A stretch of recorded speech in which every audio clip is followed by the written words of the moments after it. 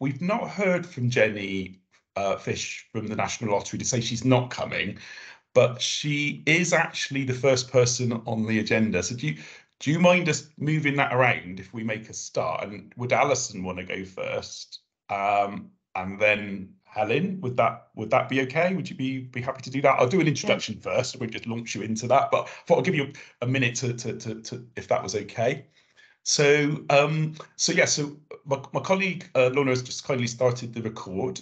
So welcome to the second in the edition of what we call Lunch and Learn, which has a topic theme of Meet the Funder. So we're Cornwall Voluntary Sector Forum, and for those of you that haven't come across us before, we really try and help support the voluntary community and social enterprise sector by providing information. So through our newsletters, we run events and activities like these, but we also try and campaign and lobby for key topics.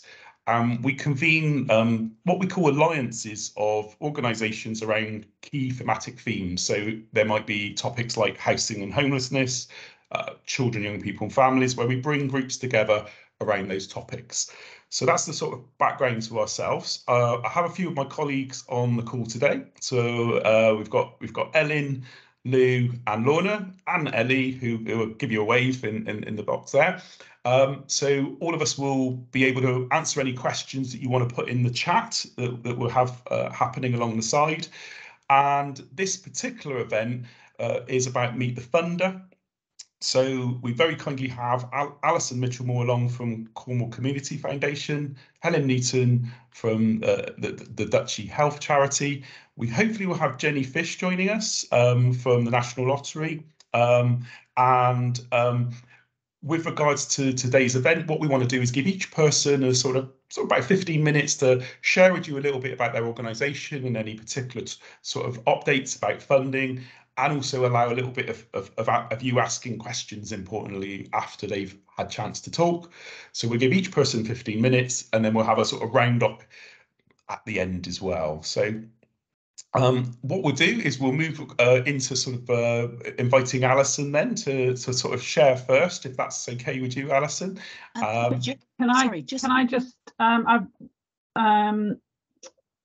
Jenny. Oh, I was going to say Jenny do have Jenny just sent an email. No, do go on though, Helen. She's just sent an email to say that she has. No, it was just to flag that Jenny had sent an email saying she hadn't got the link. So brilliant, great stuff. I've now got it. Hello, Jenny. Yeah, the next problem was trying to get Wi-Fi in the Clays, so finally online. No problem. I live in the Clays myself, so I know what you mean. So I'm just going to move, so I've got light glaring in. That's okay, Jenny. Well, what we've done, Jenny, is we kind of done a few introductions, and we've got people put some things in the chat. Give you time just to sort of settle yourself if you want. Alison had very kindly said she would go first. So do you want Alison to sort of do her presentation, and then we could bring you in after and Helen, and then that just gives you a bit of time. I've got your presentation, by the way, so we can share that as well. So perfect. I'll go off mic. No problem. So just got one other person joining us. Hi, if just joining us. So we're going to start the session now. This is the Lunch and Learn with a topical theme of Meet the Funder. So I'm going to hand over to Alison now from Cornwall Community Foundation, who will kindly share a bit more about her organisation. I haven't prepared a presentation because, to be quite honest, I didn't know until the last minute that it was going to be me. Right, Cornwall Community Foundation. We're a local fund giving body. We are based in Launson, well, just outside Launson. Very small team. We've got a grants team of, well, 4 people, but it's 1 full-timer and 3 part-timers, one of whom is me, who works 3 days a week doing outreach, and so only 1 day a week with grants. So as you see, a very small team, but we've given out quite a lot of money this last year. I think we gave out over £2 million.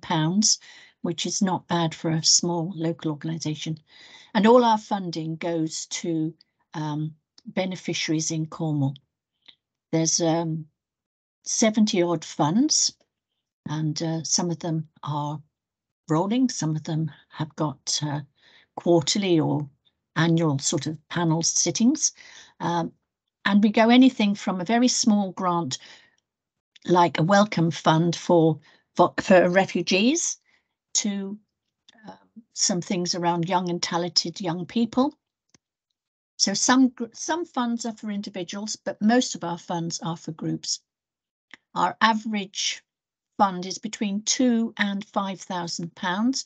We do have a few larger funds than that for social enterprises, startups, that sort of thing. And those funds can go up to quite large amounts, but it's very dependent on the donor who likes to look at each of the applications. So we have a one entry sort of application process. We used to have all our grants online, and people used to have a look and see which grant fitted what it was that they wanted to do. But as the number of grants increased and the way that the grants were distributed, it became more and more complicated for community groups to find what they wanted. And so there were quite a few phone calls saying, I want to do this, but I don't know where to apply. What do you suggest? So we now have a single portal entry. So if you go onto the CCF website, you will see that as you open it up, there's a donate side button on one side and a grant button on the other side, and that'll take you through, and you can get the guidelines for applications, and you can also get access to an expression of interest form. And on that expression of interest form, we ask people to put whatever it is that they want to do. So if you've got 2 or 3 projects that you've got ideas for, put them all down. And we then look at the applications or the expressions of interest, and we allocate them to a grant that we feel is the most appropriate and the most timely for what it is that they want to do. Every now and again, we get big funds. At the moment, we're doing an integrated care board fund, but it's a very, very quick turnaround, and those funds are for up to £10,000 for individual organisations. But that one got launched at the beginning of January. The deadline is the 15th of February, and everybody will know by the end of March whether they've been successful or not. And that's for people under the age of 25. It's about mental health and well-being. Quite a lot of our funds are about mental health and well-being, or about crisis or heating or that type of event. But we also give grants to small organisations for, just thinking at the moment what I've been asked for this week. It could be anything from an art project to a lighting for a village hall. It could be to do with laptops for refugee children. It could be almost anything. So as I say, you tell us what you want and we see if we've got any funding. And if we haven't, we ask Jenny to find funding for you. That's about it in a nutshell, really. No, thank you very much, Alison. What I done, Alison, I took the liberty to put in the chat the link to your website, and thank you. I have put in the link to that specific fund that you mentioned, particularly around mental health for families and young people, because I think that's a really relevant one, isn't it, in timescale? It is proving to be very, very popular at the moment, because there's a real need, and the spread of the sort of activities that people are wanting to deliver is really, really broad. There is still time to apply, but the applications do have to be in by Wednesday of next week. But I know that there are still people who are looking at the application form and thinking, do I, don't I?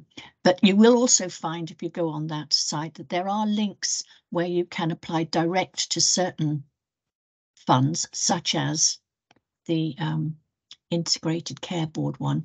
You haven't had to put in an expression of interest for that one, but and as I say, there's things about young and talented, and there's about creative writing there. There's about some crisis funding there, and those are ones that people can apply direct to the fund.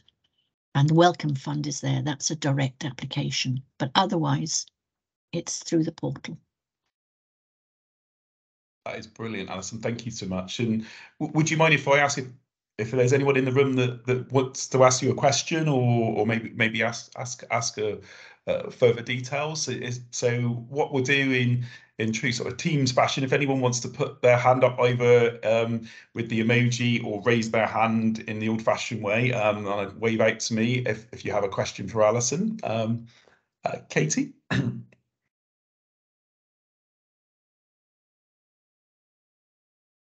I think you might be on mute there, Katie. There we go. Hi, can you hear me okay?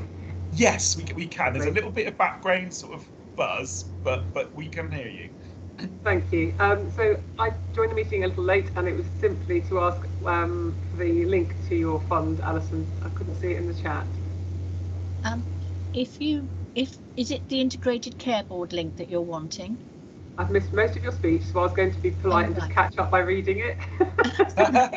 If you go onto the Cornwall Community Foundation website and go to the grants section, it'll show you which grants you can apply to direct. But otherwise, we ask for an expression of interest form to be filled in, and you just put on that whatever it is that you want funding for, and we try to match it to the most appropriate fund that we have. As I say, we've got over 70 different funds. It just makes it very complicated for people looking for what they want, and so we just hope that this makes the process simpler for people. Thank you. And how long does it take to make a decision?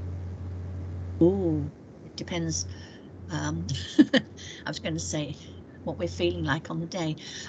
No, it doesn't. It is really, we try to turn things around as quickly as we possibly can. We have weekly meetings to allocate expressions of interest to the different funds, and then we contact people direct and say, we've looked at your expression of interest. We think it would fit this fund. Go to this link and get an application form. And then it really, in some ways, it's up to you. We do ask people not to sit on those links for 6 months, which does happen, because sometimes time has gone. The fund may have closed, or it might not be sitting for another 6 months. So some of it's in the hand of the applicant. We try to say if there's a deadline, but I have to be perfectly truthful and say sometimes the panels have to change the dates that they're sitting for various reasons. Sometimes it's because they have other commitments and they just can't fit it into their diaries.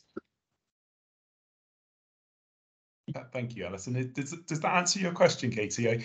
I have put in the chat again that specific fund.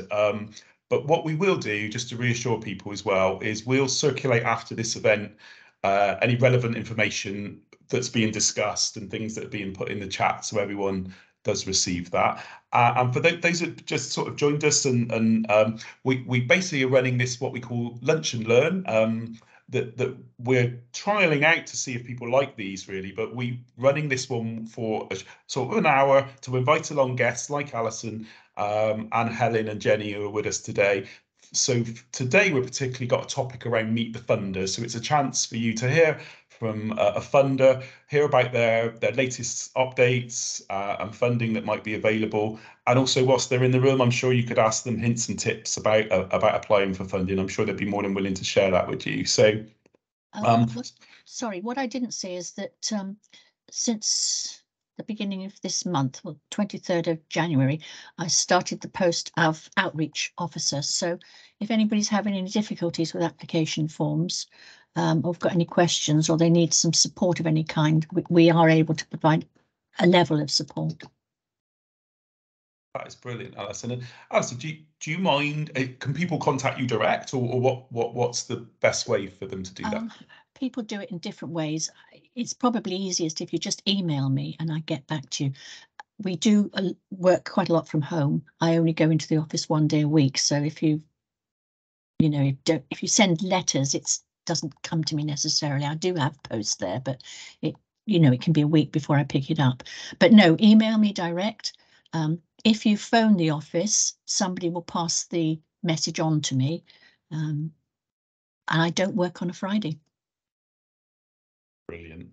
And if you don't mind then, Alison, I'll put your email in the chat so that people have that. So that's Alison's email if you wanted to contact her and take her up on that kind offer. So so thanks. Are there any other questions anybody would like to ask Alison in particular?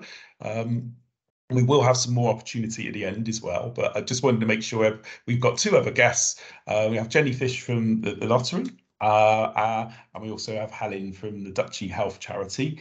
Kathy, did you want to ask a question? If you don't mind, I'm quite new to all of this. So although I'm going to ask Alison, actually, I'm ever so sorry, Kathy, I can't hear you. Sorry, is that better? Oh, that's lovely. Yeah. Sorry. Right, so I'm quite new to this for community enterprises. So the question I want to ask, although I'm asking Alison, actually it's probably quite relevant for Jenny and the others as well. We're a community interest company at the moment, considering moving to being a charity. Would the fact that we're a community interest company preclude us from asking you to help in any way? Do we need to be a charity? No, you don't need to be a charity. We fund social enterprises and they come under all sorts of, I mean, it's an umbrella term, isn't it? So, you know, we do community interest companies, we do cooperatives, we do unincorporated little, you know, small community groups, we do all of those. The only thing is with a social enterprise such as a CIC, we do ask for a little bit of additional information. For instance, we do ask for references and we do ask for, well, it says business plan, but when we say business plan, we really just want to know almost like how you see the journey, where you are, where you're trying to get to and how you think you're going to get there. So business plan, more a case of a plan of action. Nice business plan if you've got it, but most people haven't. But we do try to support social enterprises that are applying to us. We've got a fund which is for startups. We've got another fund which is for under 30s, and we've got another fund which is just generally for social enterprises, and they are larger sums, generally speaking. That's great. Thank you, Alison. Thanks, Alison. That was a good question, Kathy. And I know Helen and Jenny are going to share their presentations next, but did you want to come in at that point, Jenny or Helen, and just share about your organisations and, you know, in answer to Kathy's question about the differences of working with a CIC or a charity? I do actually mention it in my the bit I'm going to talk about. So I'll explain it as part of my spiel, if that's all right. Great, thank you. Of course, that's brilliant. Just wanted to make sure Kathy has a question answered. And Jenny, would it be the same for you? Shall I leave it for in your presentation? You'll pick up on that. No, I mean we do fund kicks, social enterprises. Again, Alison's given a good cross section because they've all got different governance structures. We would look at the asset lock, and we do have a threshold on companies that are registered where there's share ownership with directors. So, you know, we will fund companies limited by guarantee. We will fund companies limited by shares, but it depends on the level of shareholders individual directors have got. I'm not going to go too much detail into that because it's all on our website, Kathy. Okay, but the only one to look out is the level of share ownership. That could be a no for us if that's over our threshold. No, we don't have any of that, so that's good. Okay, thank you. Thanks, Jenny. Thanks for that. So if people are happy with having asked all the questions they want of Alison at the moment, we will have another opportunity towards the end. Just really sort of wanted to move so that we get the next person an opportunity. Now, we have rearranged the order a little bit, but Jenny, are you happy to go back into next? Or Helen, did you want to ask a question? Yeah, sorry, I didn't want to ask a question. You've got a question in the chat from Pavan about what's the funding period for the CCF ICB fund? Did you want to come? I think kind of Alison has mentioned about that, but do you want to answer that one, Alison? So Pavan has asked, what is the funding period for the? She's particularly asked about the ICB fund. So that's the fund that was for the young families and young people. Most of our funds are for a 12-month period. So 12 months from when it's allocated. So I know some people are looking for 3-year funding. We don't generally do 3-year funding. Some of the social enterprise funding, in certain circumstances, the donor will agree to spreading over a 2 or 3 year period, but generally speaking, it's a 12-month period. Does that answer? Perfect, thank you. Okay. Yeah, I've got to put it in the chat, but thanks. That's all right. As I say, deadline is the 15th of January, 15th of February. Panel sits on the 20th of March, and people will know by the end of March whether they've been successful with the funding or not. Brilliant. Thanks very much for that, Alison. And I hope that answers the question there, Pavan, as well. And Alison has kindly put her email in the chat, so if people do want to contact her outside, I'm sure they can approach her as well. If we could move to the next person. So if Jenny, if you don't mind, and Helen doesn't mind Jenny going next, then we'll hand over to Jenny. Jenny, I've got your presentation. So did you want me to share it and you kind of like direct me as to when you want the slides moved on, or did you want to share it yourself? Oh, sorry, I think you might be on mute there, Jenny. Rookie error. If you want to share it and go straight to slide 3, Justin, that would be brilliant. Slide 3. Okay. We tested my powers of technology here. Okay, so I'll hopefully be sharing the slides now with you.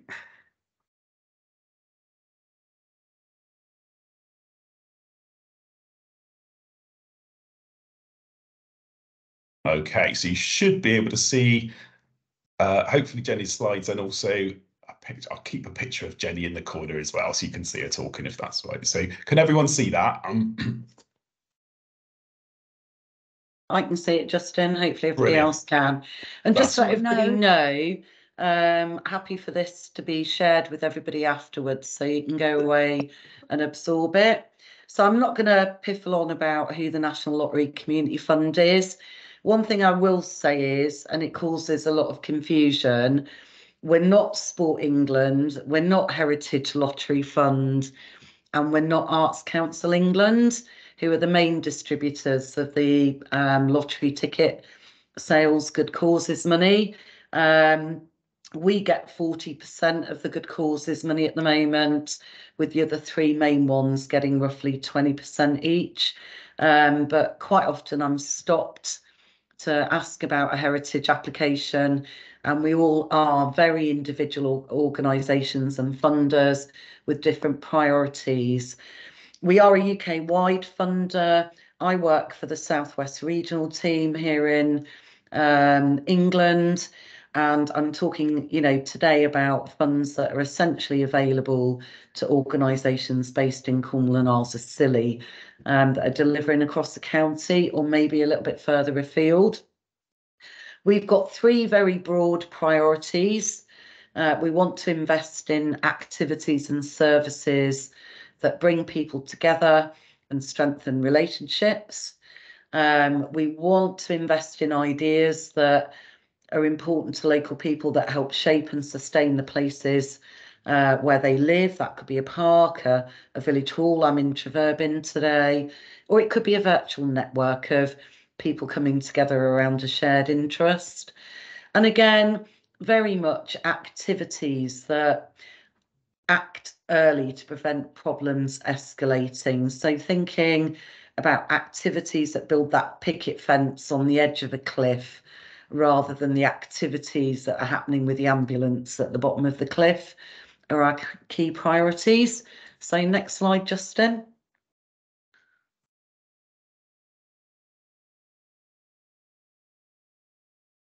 If we're struggling to... I am trying to move... Oh, yeah, that should be it. Yeah, we've also currently prioritising applications that sort of address the ongoing cost of living crisis and the ongoing impact of COVID-19. And we're doing that in two ways. We're doing that with existing grant holders where they're seeing, demand increase because of cost of living, or they themselves organisationally have been impacted by, for example, wanting to give salary increases, maybe increases to their rents or heating and lighting. We're doing it as well in terms of decision making.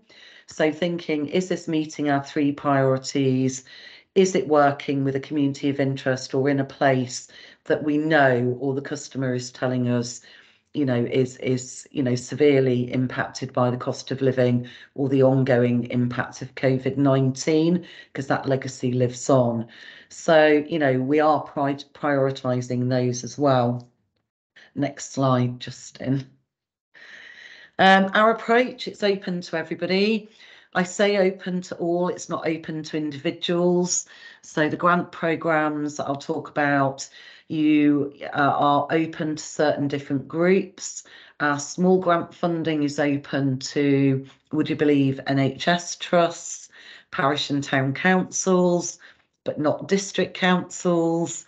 It's open to county councils, voluntary and community groups with a constitution, a minimum of 2 trustees that are unrelated, but not sole traders or people without a set of rules. You don't have to be a registered charity. As Alison's mentioned, there's lots of different legal structures out there, but again, take a look at our website. We're trying to be more flexible. We've currently got a real key focus on our small grants at the moment, on activities that enable the community to celebrate the King's coronation that's coming up, for example. Would you believe the Eurovision Song Contest? That's very exciting for some communities, and it's in the UK this year. And also celebrating the 75th anniversary of the Windrush community. We try to be proportionate, so it depends on how much you ask. If you're asking us for £300, we don't want to go overboard in the questions and answers that we expect you to have. But if you're asking us for our average large multi-year grant is about £190,000. If you're asking for beyond that level, the more you ask, the more scrutiny we're likely to give your proposal, because we want to ensure that that large investment is going to the right organisation and for the right gaps in services in a local area. And again, conversational, and that goes across not just our decision making and application process, but also with our relationship with the organisations that we fund. Next slide, please. So again, that's a little bit more about who can apply for you to reflect after. So if we can go on to the actual products we've got at the moment, Justin, that'd be great. Next slide. So it's our most popular grants programme, National Lottery Awards for All. Hopefully you've all heard of it, but if not, there's a link to our website at the end you can go and explore. And that's for any project costs you're asking from us for between £300 up to £10,000 across a 12-month period. It doesn't have to be 12 months. It could be, for example, £5,000 for 6 months worth of activities. You can apply at any time. There's no closing dates or deadlines, but you can only have one award in any 12 months unless it's specifically addressing a cost of living crisis. Sounds complicated, but let's say you apply for £5,000 to deliver something over a 6-month period. There's still another £5,000 of the upper limit left. And from what you've learned, you might want to come back in that 12-month period and apply for that balance of £10,000. That can be quite complicated and time consuming, but it is an option, and it just gives us that flexibility of giving a top-up grant, you know, if something critical comes up in your communities. The application process is online using a response to a single question. There are other bits you have to complete, such as, you know, what we need for our governance purposes, so details of who's applying, the organisation, a senior contact, a main contact, where you're based, etc. But essentially it's a single question, and decisions typically within 12 weeks, so plan ahead. So if you're thinking about starting something, think about that timeline. Sometimes if we're not busy, you might get a decision a lot quicker, but, you know, plan for a decision with 12 weeks, because we can't fund retrospective costs. It doesn't have to be a project. It can be a contribution of up to 10,000 towards the services you deliver as an organisation. A lot of people get very confused and think we're a project funder and that you have to be innovative and reinvent the wheel every time. You don't. And I think a real positive with Awards for All is once you've got your grant closure letter, then, you know, you're able to apply straight away, and it can be for exactly the same thing if you prove that that works and it's what the community needs. It can cover hire of your own premises, it can cover staff costs, heating, lighting. In fact, the only things that we frown upon is alcohol and costs for promoting religion or politics. So most costs there, and actually it's not something as a funder we focus on. We look at what is the idea, who is it you're targeting with your services, why is it important, how do you know, and how you know what you're delivering works and makes a difference. Then we'll have a look at your budget, see that it makes sense and you've covered everything within that budget, you know, to be successful in the delivery of the project. Next slide, Justin.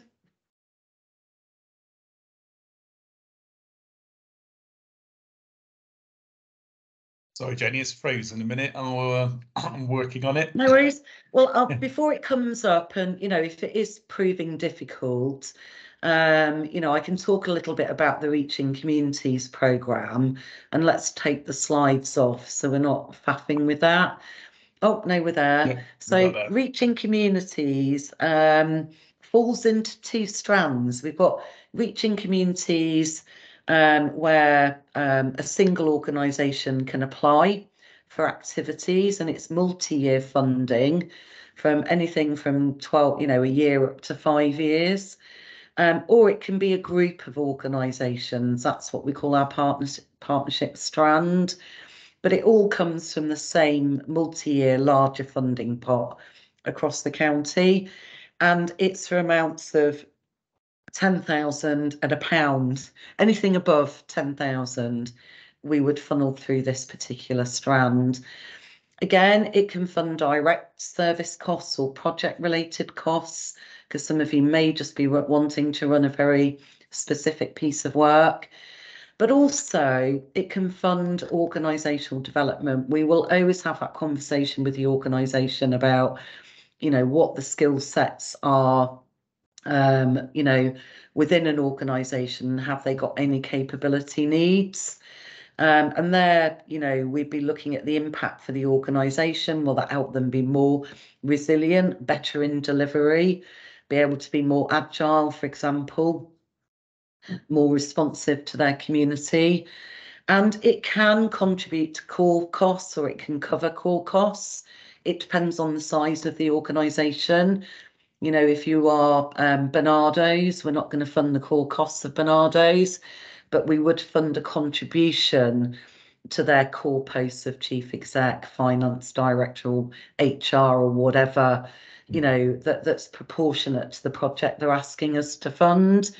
But, you know, for the teeny tiny group, bearing in mind some people wear many hats in their jobs, you know, it could fund, you know, all of the staffing posts within an organisation, as long as it meets our funding priorities.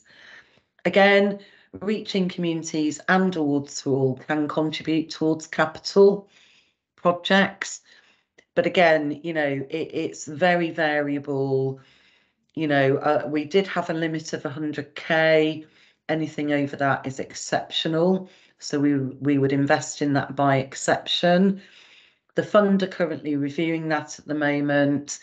I have to say, in the Southwest team, we're being very proportionate. So we're looking at areas we may not have invested a lot of capital, and that could be a reason why we might make an exception for a larger ask. So we can fund capital costs, and they range.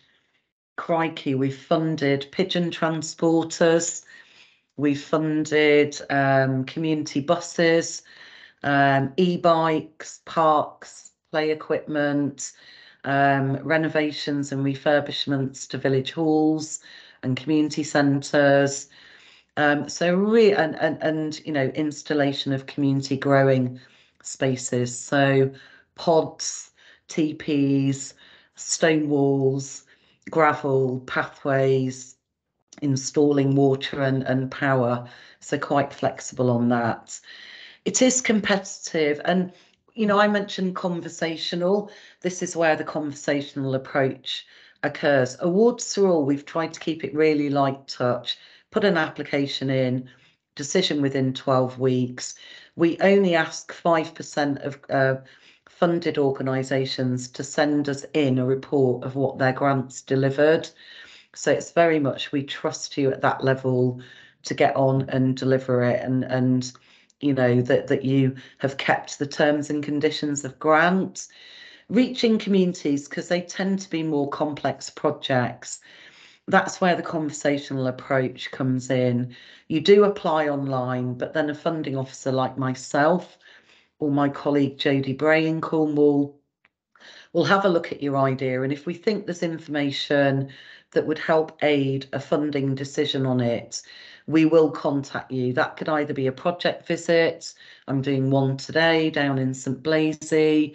It could be on a Teams call. It could be a telephone call or an email. We try and keep it proportionate because it's two-stage. We have 3 first stage decision panels every month. The officer will bring an idea with their recommendation to the funding panel, and the funding panel is made up of a range of funding officers, managers, and our head of region from across the Southwest, who will either agree with the officer's recommendation or disagree. We will come back to the customer and let you know that you've been invited to the next stage, or we will give you feedback if it's a decision not to invite at that point. You can then apply that feedback and reapply straight away. The full proposal is light touch. It's building on what you've already provided. We'll never ask you to repeat the information. And there, what we're really looking at is the financial well-being of the applicant and any other risks associated with making that award. And then it goes to a monthly decision panel. And the process, people say, how long can it take? It depends on how much time you've got to put into the application. It can be a decision within 12 weeks at first stage, but for some groups, you know, they might be low capacity groups, it might be volunteers filling this in or doing it in their own time. They can take longer. There is no set deadline. You know, we work at your pace. I would say on average 6 months for our typical award of 190 over 3 years, 190,000. But for some of the applicants in Cornwall, I was looking at my list the other day. I've got some that are still in the process of writing up their full proposal 18 months on. And that could be because they're waiting for capital tenders. There's a whole host of reasons why, you know, delays can occur. But the conversational element is very much at this point. I think we'll close the slide at that point, Justin. And, you know, there's a couple of examples of an open door exercise to help some of you think about our approach. But yeah, any questions? Thank you so much, Jenny. There was actually a question that Kathy posed in the chat whilst you were just presenting that last slide, actually, just to give her opportunity. Kathy, did you want to ask that in person, or do you want me just to read it off the chat? I'll give you the option. I don't mind asking it. It was just so that I didn't forget. Yeah, of course. We work quite a lot with the local community, all different groups, but also a local school, at least one of the local schools. Is that, would you consider that a partnership if we're working with a school? I think it's the difference. When I talk about a partnership in funder terms, it's about you having, you know, a legal arrangement with another agency. All right. And it would be how our money flows. So typically in partnerships, you've got two main types: a lead partnership, where you would we would give the funding to an organisation who would then distribute some of that funding to their partners to deliver a service or a project. If your partnership is more about referrals in or referrals on for people that you work with, that's more of a stakeholder relationship. So when we're talking about a partnership, it's a more formal arrangement whereby each of you get an element of our grant funding because you bring different skill sets to the table. So they're a vital part of the delivery. Does that make sense? Or have I just confused everybody?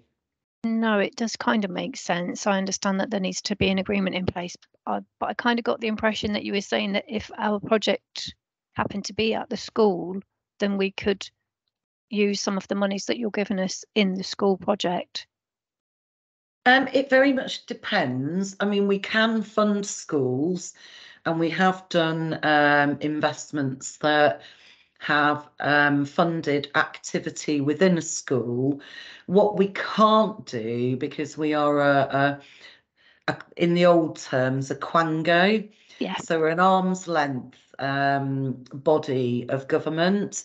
What we can't do is invest in activities that deliver the curriculum for the school, which I know can be very confusing because a lot of organisations will partner with schools because it's where they can reach children and young people. However, we'd be looking at activities that run off curriculum. So, you know, that would either be lunchtime activities, perhaps before and after school activities. So nothing that delivers, you know, the educational curriculum. We're not interested. We're not the right funder for those types of activities, sadly. There would be other funders that possibly could, but we've got a rule of additionality. If you look at the governing document for the community fund, it's very clear in our governance document what we can and can't do when it was set up. Oh, sorry, the Lotteries Act. So we are, you know, stymied by the Lotteries Act about how much we can and can't do around state funded activity. It's a gardening club, so it would, yeah, I'd as long as the think about that then. club, as long as the gardening club was clearly not delivering the science curriculum of the school. Oh, no. During, you know, school time. But if it was a gardening club, we've got a very good example of a Reaching Communities investment for a very similar project, Catherine, down at Monacan. So we've just funded Monacan Parish Council to deliver a community garden and growing space adjacent to the school and on the playing field there. And it's very much working in partnership with the school, and the school will get the benefit of that space. But the key focus of that is the other community groups are using it and the out of hours use of that space.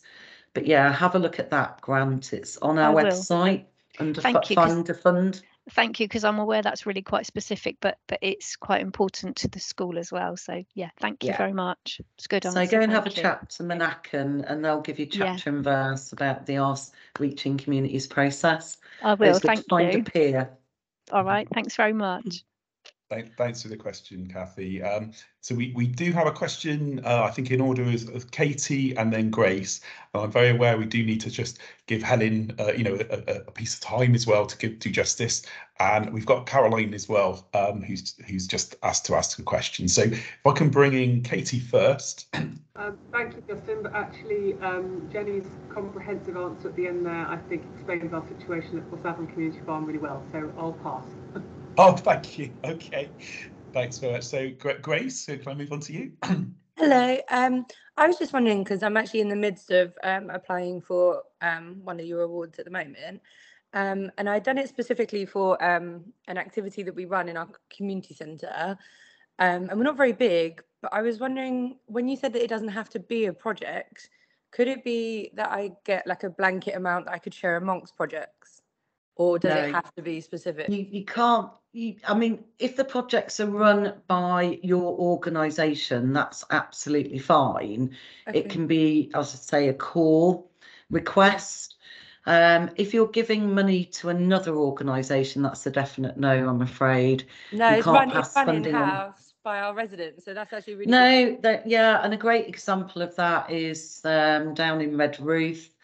All Saints Community Centre that runs so many different projects across age ranges. You know, they've had an awards for all and they've had a reaching communities. So maybe go and chat to the team down at All Saints Community Centre in Redruth. They're pros, you know, they're very experienced, and like I say, find a peer. Yeah, fantastic. Thank you for your help. Thank you, Grace. And then we've got one last question from Caroline, and we will then just move on to make sure Helen has time as well. So, Caroline, would you like to ask a question? Can you hear me? Oh, yes, we can, Caroline. Yes, we can. Thank you. I'm wondering about our community centre, which we're going to have to revamp the heating, etc. Would that that work for one of your larger ones or smaller ones? Yeah, it depends. I mean, like I say, 10,000 can be a very useful contribution to £30 30 grand wind turbine, you know, and it might be CCF, you know, Cornwall Community Foundation, and a few others have got some match funding for it. What I will remind everybody is on the Friday, the 17th of March, down at Newquay Community Orchard, for any community buildings or anybody thinking about a community growing space or a bus or just any other project, we have got the Places and Spaces conference. Really, really valuable. We've got a marquee with crowdfunder, co-op, Plunkett, Cornwall VSF, RCC, Cornwall Community Foundation, the lottery, a whole range of funders and social investors. You don't have to come to the conference if you're busy on that day, but you can drop into the marquee at any point. And it doesn't have to be specific to a community building. Cornwall Council will be there. Vanessa Luckwell, who's leading on the Community Capacity Fund, she's got 2 million to hand out to groups for things like options appraisals, architects, planning costs, you name it. So it's going to be a really, really good day. So hopefully a lot of you who are on the call today can come and see us face to face.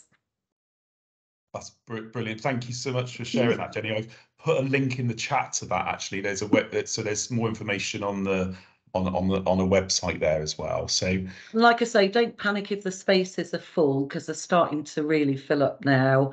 The marquee, we hate to keep funders and helper agencies idle during workshops, so they will be available for walk-ins throughout the whole day. That's brilliant. Thank you, Jenny. Thank you for your time. That's brilliant. And I want to make sure that Helen, last but no means least, has plenty of time to introduce herself and talk about the Duchy Health Charity. We've scheduled 10 minutes, but you need more than that, Helen, because we could always ask people if they don't mind staying on a little bit longer, because I want to make sure you've got adequate time as well. So yeah, should be fine. Brilliant. So I'll hand over to you. All right then. So just to give you a bit of an overview in terms of who Duchy Health Charity are, because we're not that well known, although we've been around for many years. In one form or another, we've actually been in existence since 1976. In our current form, we started in 1990, following the sale of the original Duchy Hospital, which was sold by the NHS to a private trust. And because the Duchy Hospital had originally been built with money raised from public fundraising, it wasn't felt appropriate that that funding should go back into the NHS. So instead, the money was put into a private investment fund, and that's where Duchy Health Charity came into being, to manage the income, the annual income from those funds. So each year the charity awards that income by way of grant funds to other deserving health and wellbeing related charities in Cornwall, so specifically health and wellbeing, and focused on improving the lives of those living in Cornwall. As with sort of previous speakers, all our grant applications coming through our website, and I can share a link to our grant page on our website in a minute. I was going to do it there, but it was distracting me, so I'll do it in a second.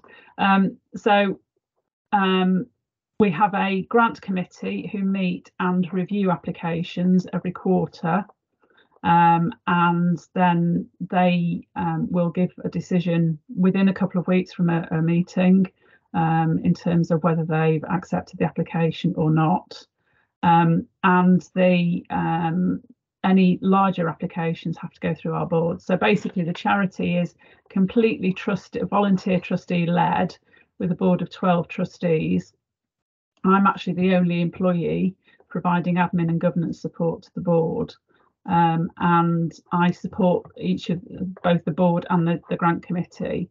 So the grant committee itself can sign off grants up to £30,000. And anything higher than that will require full board approval. Smaller grants up to £5,000 can be agreed outside of the quarterly meetings, so you're likely to get a quicker decision on a smaller grant request than one of the larger ones. And we're particularly keen to support where a grant from Duchy Health Charity will help to leverage further funding from other sources, so or where you've got funding from other sources already. On forthcoming meetings are May, August and November, and applications need to be submitted a month before our grant committee meetings to give time for the papers to be prepared. And as I said before, you'll usually get a decision within 2 weeks after the meeting. In most cases, it'll be by the end of the week that the meeting's held in terms of whether the committee have accepted the grant. The trustees at the grant committee do discuss in detail each individual application, and they're starting to develop a criteria by which they will sort of score the grant applications. But it may be that various questions arise from a particular grant application, and it may be that particularly for larger applications, the committee will actually invite somebody from your organisation to come along to a committee to sort of answer those questions and discuss your project in more detail. To cover off the question that arose earlier, not all applications are supported. Obviously, we only have a finite amount of money because it's basically the money that's the profit on that investment is what we use. We only tend to break into that capital for significant projects, which I'll come on to in a second. So we do, our main focus is on registered charities, as I mentioned before, and we don't, I wouldn't say we don't support CICs, but we're very much less likely to support CICs. And that's really because the trustees are quite risk averse, or the organisation itself is quite risk averse. And obviously charities are bound by greater regulation than CICs, for example. We also don't give grants to individuals or commercial businesses or profit-making organisations, or groups where the beneficiaries aren't people. So we wouldn't give funding for a sort of a donkey sanctuary or whatever. And also applications that duplicate existing resource or existing provision. So where there's, for instance, bereavement support organisations already in existence in Cornwall, if somebody then came along and set up a new bereavement support organisation, we'd be unlikely to support that, because obviously they're duplicating existing provisions. We do also support, or have been known to support, NHS organisations and research and that sort of thing, specifically where it's focused on benefits for Cornwall and people of Cornwall. Another thing that we don't support is requests for funding for salaries, core costs, utilities, rent, operational expenses, that sort of thing. But in very exceptional circumstances, we might consider funding towards salary costs as part of a new project set up. But again, it would, each individual one will be assessed on its sort of needs. And as previously mentioned, our funding periods go for 12 months. So unless under exceptional circumstances, we would expect the grant to be spent. Either, we'd send a cheque and it would be, you'd have the money for capital purposes on proof of purchase or proof of order, or if it's a revenue project, then we'd pay either monthly or quarterly over 12 months, but we don't fund longer term projects. We have recently had an application from one organisation that we awarded a grant to, who have asked for an extension to their grant, and that was purely because they've been unable to recruit the people that they were training because of COVID and that sort of thing. So we've agreed to that extension. We're currently working on a project, a young people social prescribing project with Chaos Group, who are based in Truro, and we do part fund a young people social prescribing link worker who works directly with Pen Area Richard Lander schools and GP surgery referrals to basically develop solutions for young people who are struggling to engage with schooling and school, attendance at school. And a significant project that we are in the process of developing is with Humphrey Davy School down in Penzance, which is to develop a young people social prescribing hub for that area. Also working in conjunction with Trelia, who are a great organisation down there. And that's a significant funded project that we will probably be dipping into our reserves for, because we'll be actually funding a building and the fit out of that for Humphrey Davy School. We've also recently awarded a grant of £50,000 to CCF to support their cost of living crisis fund, to go to smaller organisations within Cornwall that we just don't have the capacity to administer those sorts of sort of smaller funds and that sort of quantity. But sort of they're doing that effectively on our behalf. Sorts of things that we funded have been a new safety boat, or money towards a new safety boat for Helford River Sailing Trust, money towards the recruitment and training of an Admiral nurse for Dementia UK, money towards a new incident control vehicle for East Cornwall Search and Rescue, confidence boosting workshops for women with cancer, refurbishment of a detox unit at the Besants Farm down at Hale. The list goes on, etc, etc, etc. So as I say, I can put a link in the chat to our grant page. It is, as I say, application form is on the website. It's quite a straightforward application form, so go on there and have a look. Thank you very much, Helen. That's so useful to hear about the examples and case studies, and it's really interesting to hear how you're collaborating with each other as well as funders. And we do have a few people that want to ask questions. I appreciate we've come up to the time we scheduled this to finish, but I'd much rather accommodate questions. So if people are happy to stay on, we'll run on for the questions. We have Caroline. I don't know if your hand was up from the last time you put it up, or whether you wanted to ask a question. You might be on mute, sorry.